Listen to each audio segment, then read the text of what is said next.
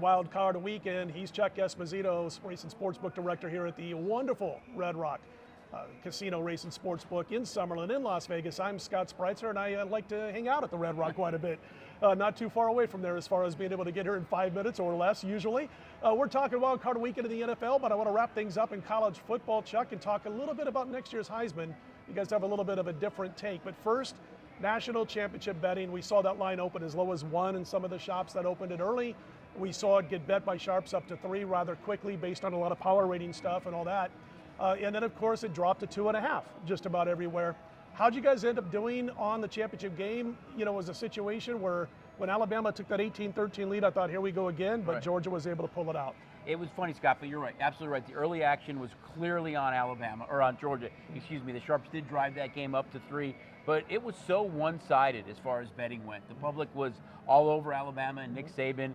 They were 4-0 against Kirby Smart there. He hadn't been able to beat his mentor. We were huge dog fans Monday night, and it wasn't the underdog, but it was the bulldog that we were rooting for. So dogs were barking, really was a good outcome for us.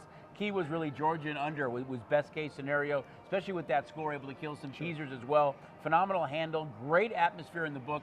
I thought the same thing though when Bama got up like that, but if you take away kind of that fumble or incomplete pass, they really weren't able to muster much offense. We know their wide receivers with the injury that night and the injury in the championship game really, or in the SEC championship, really affected them a lot. But hats off to Georgia. They played a great game. Again, we were Dogs fans Monday night, and Bulldogs were a big decision for us. There were a couple of times in that game, you're right, hats off to Georgia, because there were a couple of times in that game where it's like, here we go again. Right.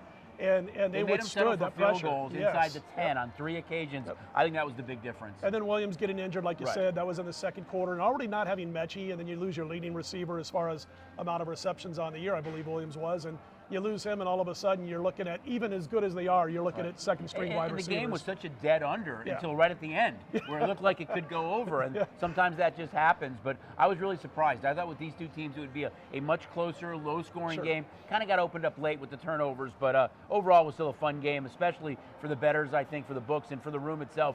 Great crowd in here on Monday night. Chuck, I was 8 years old when Archie Griffin won back-to-back Heismans, and if you look at a lot of books, they're saying Bryce Young is the favorite to do it next year, but you guys, a little bit different take here.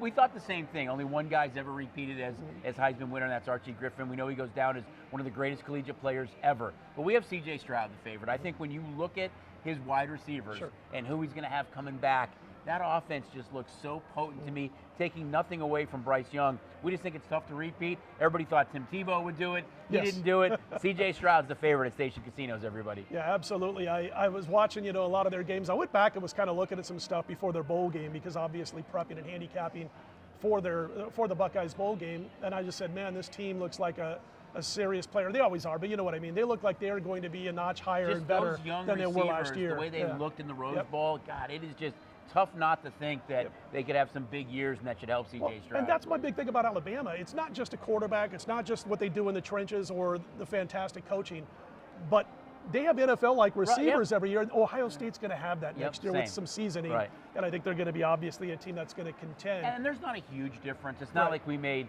Bryce Young a long shot. We just flipped who we think the favorite will be. Anybody else off the top of your head that was in the mix? I mean, I know there's going to be a drop-off from those two, but was there anybody else that you think is maybe a sleeper? You know what was kind of intriguing a little bit is the fact that DTR is coming back for his 5th year. So, I mean, we looked at him, and we know what he's been able to accomplish out west at UCLA. So maybe there's some value with him at being just kind of throwing a value pick out there at much higher odds. Let's talk NFL wildcard round. I believe you were telling us many, many weeks ago, before they went into their slide, I'm not so sure about these Arizona Cardinals. They were just cleaning it up. They've only won 4 of the last 10.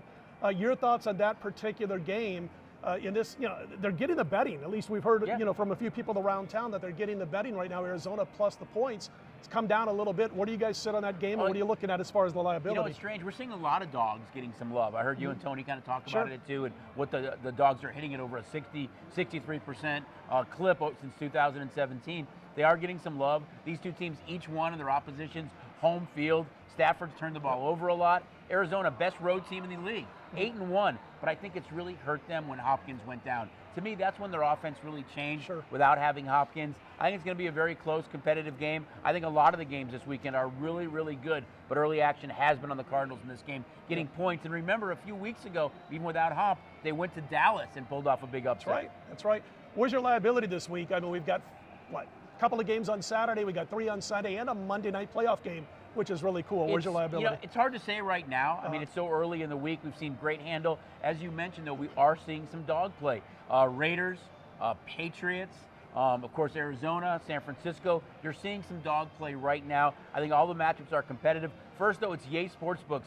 3 nights in a row, a primetime game. Saturday night, Sunday night, and Monday night. Love those isolated games. Oh, I love them too, just as a bettor and a handicapper too. But yeah, when Chuck's smiling behind the counter on Monday nights, you know what happened in the sports books that particular weekend. Well, that's the last game, so we'll see if I'll be smiling or not, because everything will be dumping into that game. Listen, I don't want to end on a sad note, so I'm going to ask about ST and sportsbooks in just a moment.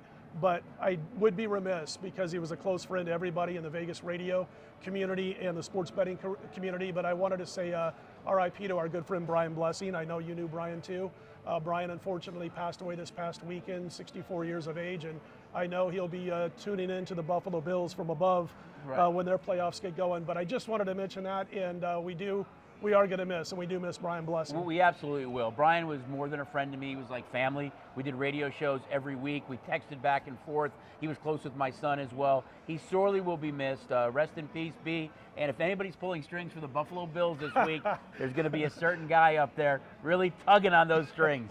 Absolutely. And having said that, just to make a very tough segue, I did want to talk about the STN Sports app a little bit. Tell everybody about that when they come to town in Vegas or if they're here in Vegas. It's such a great app to have. I mean, we love it when the guests come out and experience everything we have to offer at Station Casinos and our Wildfire brand, the El Cortez from the race and sports side, and everything else we have to offer. But STN Sports really brings the sports book to you. Everybody gets busy. There's things going on. You've got NBA, you've got college basketball, hockey, the playoffs going on right now in pro football. Get the app, up to a $100 bonus right now for new signups, plus that cool STN cap for a $50 deposit or more. It brings the sports book to you. Get signed up today for STN Sports. He's Chuck.